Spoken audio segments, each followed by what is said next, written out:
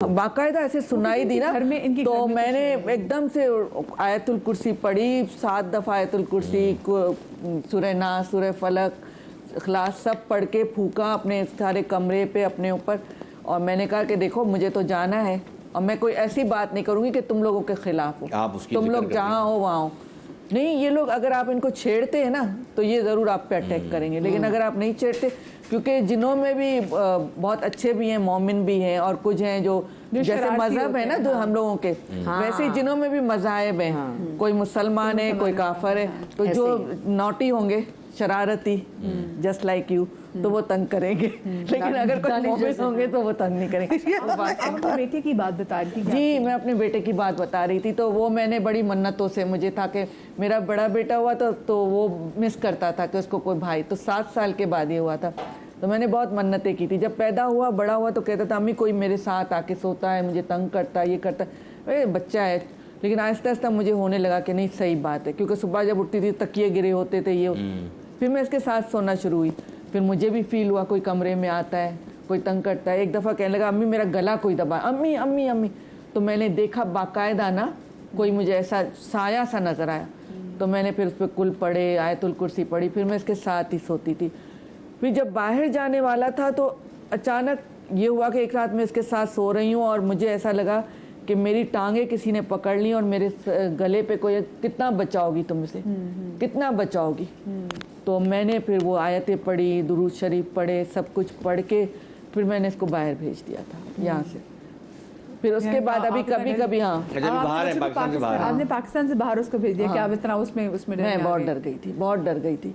फिर मुझे किसी ने बताया कि जो बच्चे मन्नत से आते हैं उनके पीछे ये ज़्यादा आते हैं। हाँ, ये ज़्यादा आते हैं। तो अब भी मतलब घर पे कभी कभी भारीपन होता है, लेकिन मेरी आदत है कि मैं सुबह को मंजिल सूरत ज़रूर मंजिल दुआ चला देती हूँ, सुननी चाहिए। जब तो मैं पढ़ती हूँ, रोज़ पढ़ती हूँ और चला भी देती हूँ कि कमरे बहुत हैं तो उन सब कमरों में आवाज़ जाए, लाउड स्पीकर पे चला देती हूँ। फिर उसके बाद ये कि मैं पढ़ती हूँ सुबह को 7 दफ़ा दुरूद शरीफ, 7 दफ़ा सूरह फातिहा, सूरह नास, आयतुल कुर्सी, ये सब सूरतें पढ़ के घर पे फूकती हूँ कि मुझे फील है कि घर में। उसके बाद बड़ा सुकून हो गया।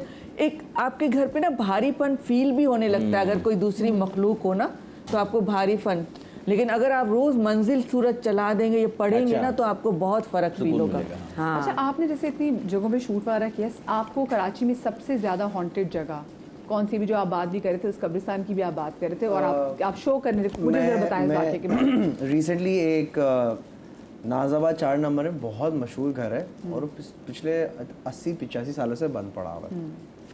सजाद भाई ने वहाँ पे जाके एपिसोड किया है। तो अब मुझे ना कमेंट सेक्शन में बहुत सारे लोग कह रहे हैं यार आप वहाँ जाएं, वहाँ जाएं, वहाँ जाएं। ठीक है, मैं चला गया 1:30-2 बजे रात को। तो अब घर के अंदर गया तो ऑनेस्टली मुझे ऐसा कुछ फील नहीं आ रही थी स्टार्ट में ना कि क्या है क्या नहीं है। कुछ वियर्ड चीज़ें थी, जैसे कि अंदर कोई बादाम का दरख्त नहीं है लेकिन बहुत सारे बादाम पड़े हुए। एक कमरे में क्या देख रहा हूँ कि क्योंकि मैं एक एनिमल लवर हूँ, मैं जानवर देखता हूँ, पसंद है। मैं देख रहा हूँ एक जगह कुत्ते के पंजे के निशान बने हुए कि वो अंदर जा रहा है, क्लियर मट्टी मट्टी कुत्ते के पंजे अंदर गए, लेकिन अंदर कहाँ गए, अंदर जाके गायब है, वो वापस नहीं आए। वो एक बस वो एक पैच बने टक टक टक टक टक और गायब बाथरूम की साइड पे। अच्छा, अब मैं नीचे गया, एक तहखाना बना हुआ है। मैं थोड़ा क्लॉस्ट्रोफोबिक हूँ, मुझे बंद जगह पर ना बड़ी घुटन होती है। तो मेरे साथ एक लड़का था, फाजलान में, यहाँ चले। मैंने बोला छोड़ दे यार, क्या फ़ायदा अंदर जाके, थोड़ा सा होता है ना इसके, नहीं चले चले चले। अच्छा, मैं जैसे ही उस तहखाने के अंदर गया हूँ, जब कोई ऐसी बंद जगह होती है वहाँ का टेम्परेचर अलग होता है। वहाँ जाती पहले मैंने देखा बहुत सारी स्मेल, बहुत सारी ना बिल्लियों की हड्डियाँ मैंने देखी, बिल्ली की हड्डी, कुत्ते की हड्डी, परिंदों की हड्डी। अब वहाँ जाने के लिए कूदना पड़ता था थोड़ा सा। बिल्ली आ सकती है, जा सकती है, परिंदा आ सकता है, जा सकता है, ऐसा नहीं हो सकता कि यहीं मरा हो। बहुत सारे जानवर मरे हुए। कॉन्स्टेंटली मेरे कान में एक आवाज आ रही है, यहाँ से चले जाओ। अच्छा, उसको मैं वहम समझ रहा हूँ। नहीं वहम, आपको लग रहा है कि आपके जैसे कभी कभी हमजाद भी आपसे कह रहा होता है ना कि निकल जाओ, वहम। मुझे लग रहा है शायद मैं अपने आप से दिमाग में, यहाँ से चले जाओ, यहाँ चला। अच्छा, बहुत ज्यादा होने लगा ना। अब लिटरली मुझे ये फील हो रहा है, एक आवाज आ रही है, सुनो यहाँ से चले जाओ। वहाँ पे जब बहुत ज्यादा होने लगा ना, जब प्रोमिनेंट होने लगा, मैंने बोला यार ये फिर मैंने शेयर किया, मैंने बाबा बताओ मुझे ऐसा फील हो रहा है, मुझे ऐसी आवाज़ आ रही है। तो मेरी टीम मेंबर ने बोला अजलान भाई हमें भी बहुत देर से ऐसी आवाज़ आ रही है कि हम क्या करें अब। मैंने बोला चलो यहाँ से भी चलते, क्योंकि जब हम छत की साइड पर गए थे, वो बहुत एक वियर्ड जगह, हालांकि बहुत ओपन एरिया है, खुला है, मोहल्ले वाले सब नज़र आते हैं क्लियरली, लेकिन वहाँ पे जाके इतना मेरा ब्लड प्रेशर डाउन हुआ है, इतनी मेरी शुगर गिरी है, मैं अपने साथ ग्रेनोला बार रखता हूँ ना कि अगर मेरी कभी ऐसे गिरे तो मैं खा लूँ, ऐसा मेरा शुगर लेवल गिरा है। मैंने खाना शुरू की, मैंने बोला यार यहाँ से चलते हैं। अब जो है ना मुझे घबराहट होना शुरू हो गई है। मैं तकरीबन कोई 1.5-2 घंटा रुकाऊंगा मैक्सिमम, और उसी में जो है ना मेरी हालत ख़राब हो गई थी। मैंने बोला बस, कुछ कैमरे में कुछ ऐसी कुछ वीडियो बनाई, कैमरे में कुछ रिकॉर्ड नहीं हुआ, कुछ आवाज़ कुछ भी नहीं आई, लेकिन हमारी फीलिंग इतनी बुरी हो गई थी ना। मैं घर आया, बेगम को बोला यार सर बहुत दर्द कर रहा है, सर बहुत दर्द कर रहा है, और वो लिटरली 4 से 5 दिन मेरा सर का दर्द नहीं गया।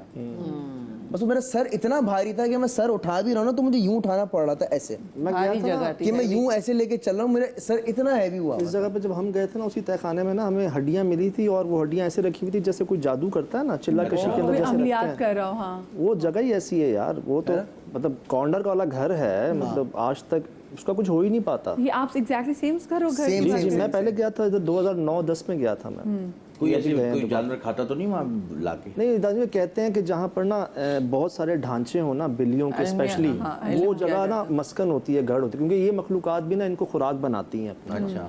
मैं डिफेंस में भी ऐसा हुआ था कि खड्डा मार्केट हम जा रहे हैं सऊदी एम्बेसी से, उल्टे हाथ पे हम खड्डा मार्केट को उतरते हैं, सीधे हाथ पे ही कोने वाला घर है, वहाँ पे जर्मन शेफर्ड कुत्ता था उनका ना यार, वो ऊपर नहीं आता था। अब मुझे ये लोग मिले थे एक्सपो में फैमिली, इन्होंने कहा ऐसा ऐसा है, मैंने कहा यार वो फोबिया होगा। यानी इसका मतलब ये तो मेन शाहीन मेन पे कोने वाला। अच्छा, शमशीर पे, सॉरी मेन शमशीर पे घर बनता है। ऐसी मखलूकात नजर आती हैं ना जी, ठीक है। अब ना मुझे कहते हैं कि भाई हमारा अपना जर्मन शेफर्ड है, वो ऊपर नहीं जाता और डरता है। मैंने कहा फोबिया होता है कुत्तों को, कुछ डरते हैं नहीं जाते? कहते हैं आप इसको पहाड़ों पे ले जाओ, आप कहीं ले जाओ, साथ वाले घर में ले जाओ, चला जाएगा, यहाँ नहीं जाएगा। अच्छा, मैं माना नहीं उस बात को। मैंने कहा यार पता नहीं, लोग ज़्यादा बढ़ा भी देते हैं। हम गए हैं, हमने रिकॉर्ड किया, ऑन रिकॉर्ड, वो बड़ा था, छोटा भी नहीं। अब वो सीढ़ियों पे जहाँ लेके आए ना, उसको पहले स्टेप पे वो रोना शुरू हो गया कुत्ता। ऊपर देख के ना बेचारा लिटरली ना, हमने जबरदस्ती की, नजर आते हैं, ये मखलूकात नजर आ जाती है। उसको डर था जर्मन शेफर्ड को। अब मैं मालिक को मैंने कहा यार जरा जोर लगा लो। वो भाई कह रहा है ये तो खींच रहा है उसको, गुस्सा नहीं जा रहा दानिश भाई। अच्छा, मैं गया ऊपर, मैंने कहा पता नहीं क्या है ऐसा। फर्स्ट फ्लोर पे नॉर्मली घर जो होता है, छत पे गए, छत पे भी कुछ नहीं, लेकिन छत पे जो पानी की टंकी थी ना, पानी की टंकी के नीचे जो गैप होता है, तथा 6 ढांचे बिल्लियों के उसी जगह पे। अब मतलब सारी बिल्लियों को वहीं आगे मरना है यार। कब्रिस्तान बना हुआ था बिल्लियों का। तो ये ना एक निशानियां होती हैं। अच्छा। अक्सर पुरस्कार जगह पे कोई एक दरख्त होगा बिल्कुल खुश्क होगा, आसपास के दरख्त हरे भरे होंगे, वो खुश्क होगा यार। इस तरह की कोई ना कोई ऐसा साइन आपको महसूस हो जाएगा। आप इतने अरसे से शो कर रहे हैं, ये शोज करने के बाद आपने अपनी पर्सनालिटी के अंदर कोई चेंज फील किया हो, या आपके घर वाले कहते हो कि तुम बदल गए हो, कोई ऐसी चीज़? एक कुछ मेहरबानियाँ हैं हमारे मेहरबान की, जिन्होंने गवारा फरमा लिया हमें, और कहते हैं दुआएं हैं साथ। लेकिन डरा मैं 12 साल बाद भी डर गया यार। मैं बताया इनके पॉडकास्ट में, मैंने अजलान भाई के पिंडी बुलाया था जी, हमें है टाइम है 2-4 मिनट आपके पास? मैं ब्रेक जी, आप ब्रेक ले लें। पिंडी को आके, ठीक है। कब डरे हैं जब इतने सालों से एक शख्स शो कर रहा हो, तकरीबन कोई 14-15 साल हो गया, 16 साल हो गए, वो शख्स कब डरा? और अजलान के पॉडकास्ट में जाकर हमने बताया भी है। हम इस पर भी बात करेंगे छोटी सी ब्रेक के बाद, कहीं मत जाइएगा।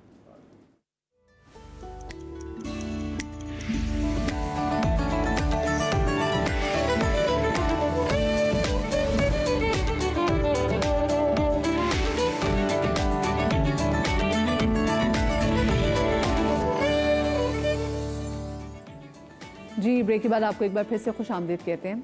और क्योंकि आज हम बात कर रहे हैं उन ऐसे वाक़यात के जो हमारे साथ रोनुमा हुए हैं, और वो वाक़या जो कि हम बहुत शौक़ से, क्यूरोसिटी है ना, मतलब एक चीज़ जो हम देख रहे हैं उसकी तो समझ में आती है, लेकिन जो चीज़ दिखाई नहीं दे रही होती ना, उसकी क्यूरोसिटी एक अलग लेवल पे होती है। और जैसे सजाद साहब को तकरीबन 16 साल से शोज़ कर रहे हैं, अजलान भी अब पॉडकास्ट कर रहा है, मिनहाज अस्करी आप लोग जानते हैं, वो इस पे इतने शोज़ कर चुके हैं जो पैरानॉर्मल एक्टिविटीज़ पे, हमने उनको भी शो में बुलाया हुआ है। और मतलब वो भी बताते हैं, और उनको हमें देख के हमें फील होता है कि हाँ, पर्सनालिटी में कोई ना कोई चेंज आ जाता है। तो अगर मैं पूछूं आपसे कि आपकी पर्सनालिटी में चेंज क्या, और कहाँ पर आप आप भी सही मानों में डर गए और आप बात कर रहे थे पिंडी की। मैं हैरान हूँ, मतलब मैं 12 साल बाद भी अपने आप से कह रहा था कि सज्जाद डर गया यार, तो मतलब 12 साल से ये काम कर रहे हैं। वो मतलब चीज़ ऐसी थी कि मैं किसी इंसान से डर गया था।